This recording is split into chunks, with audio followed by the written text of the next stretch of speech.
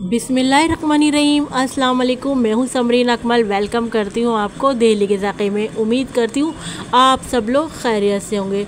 अच्छा, रोज़मर्रा के खानों में जब भी ग्रेवी वाले सालन बनते हैं तो ख़वातीन की अक्सर ये शिकायत रहती है कि प्याज टमाटर तैरते नज़र आते हैं, शोरबा गाढ़ा नहीं होता, इसके अलावा सालन टेस्टी नहीं बनता।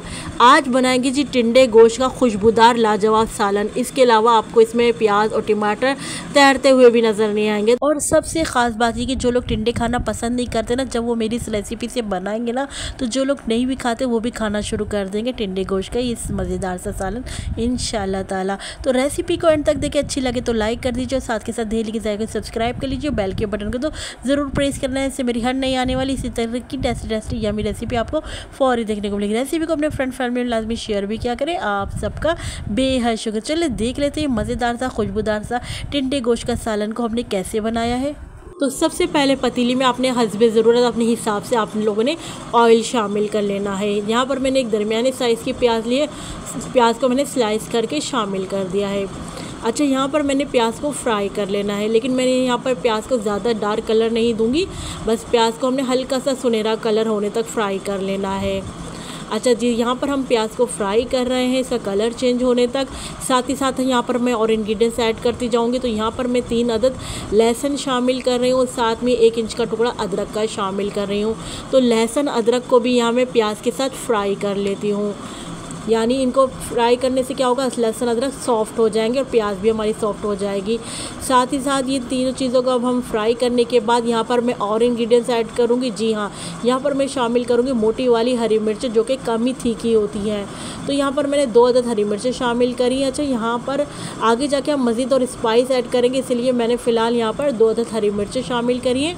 आप लोग अपने हिसाब से जो है स्पाइस ऐड करते रहेगा। अब देखिए प्याज का कलर जैसे ही चेंज हुआ तो मैं प्याज, हरी मिर्चें, लहसुन, अदरक तमाम चीज़ों को एक प्लेट में बाहर निकाल लूँगी। जी, अब यहाँ पर मैं क्या करूँगी, इनको ठंडा होने के लिए यहीं काउंटर पर छोड़ दूँगी इन तमाम चीज़ों को। तो चलिए इसको हम ठंडा होने के लिए यहीं काउंटर पर छोड़ देते हैं। आ जाते हैं ज़रा इसका नेक्स्ट स्टेप की तरफ ना। तो जिस ऑयल में हमने यहाँ पर प्याज, हरी मिर्च, लहसुन, अदरक को फ्राई किया था ना, उसी ऑयल में मैं यहाँ पर जो है गोश्त शामिल करी। ये बीफ का गोश्त है और ये बोनलेस बोटियाँ है और कुछ हड्डी वाला गोश्त भी है ना।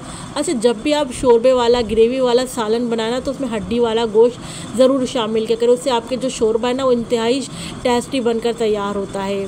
अच्छा, साथ में यहाँ पर मैं गोश्त को मज़ीद खुशबूदार बनाने के लिए शामिल करूँ यहाँ पर कुछ साबुत खड़े गरम मसाले, जिससे हमारे शोरबे में बहुत अच्छी खुशबू आएगी। तो यहाँ पर 3 अदद लौंग ले लिए, 7 से 8 अदद साबुत काली मिर्च ले लिए, 1 अदद बड़ी इलायची ले ली और हाफ़ टी स्पून हमने ज़ीरा ले लिया है। अच्छा, क्वार्टर टी स्पून हमने ज़ीरा लिया है।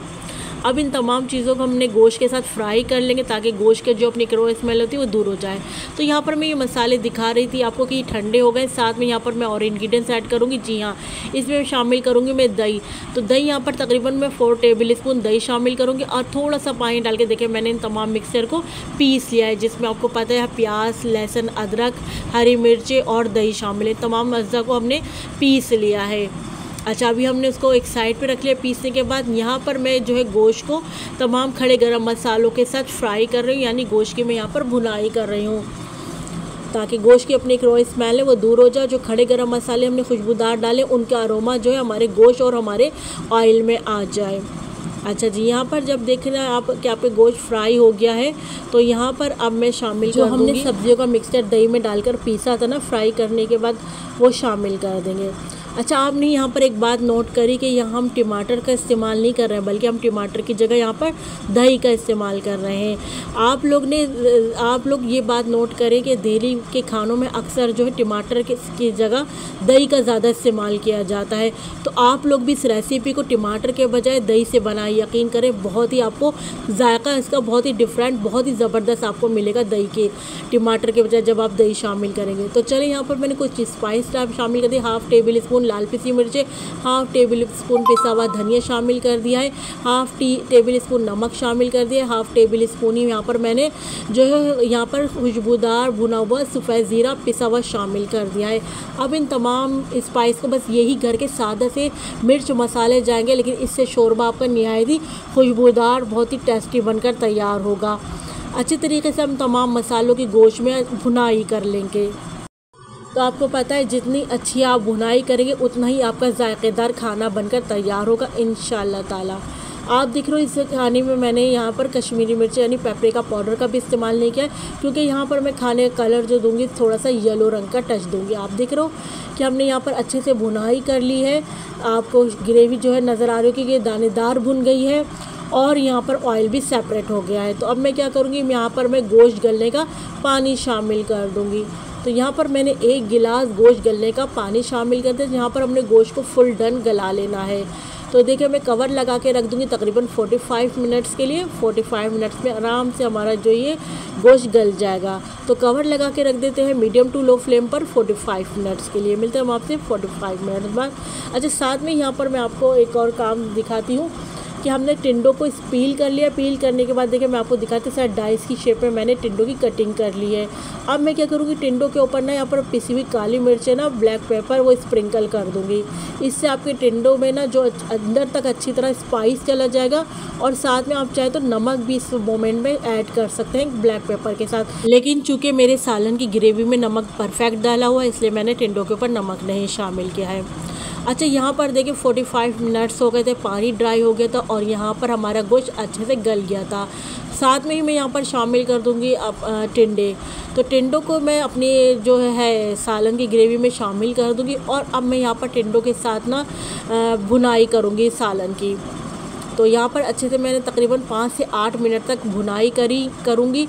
तो यहाँ पर आप देखिएगा बहुत अच्छा सा हमारा आप देख रहे हो सालन की ग्रेवी बन गया। आप देखो प्याज इसमें अब आपको बिल्कुल भी तैरते हुए नज़र नहीं आएंगे, क्योंकि हमने प्याज को यहाँ पर पीस लिया है फ्राई करने के बाद।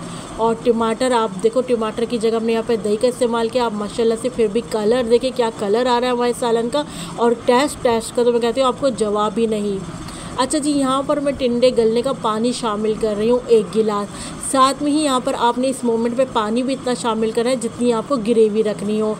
तो यहाँ पर मैं अपने हिसाब से ग्रेवी रखूँगी, आप अपने हिसाब से कम या ज़्यादा ग्रेवी रख सकते हैं ना, जितना आपको पतला गाढ़ा शोरबा करना हो। मैं अपनी रोटी के हिसाब से अपनी जो यहाँ पर पानी ऐड किया जितनी मुझे ग्रेवी रखनी है। अच्छा, टिंडे शामिल करने के बाद यहाँ पर मैं और इंग्रेडिएंट्स ऐड करूँगी। यहाँ पर मैं गोल वाली साबुत लाल मिर्चें शामिल कर दी हैं।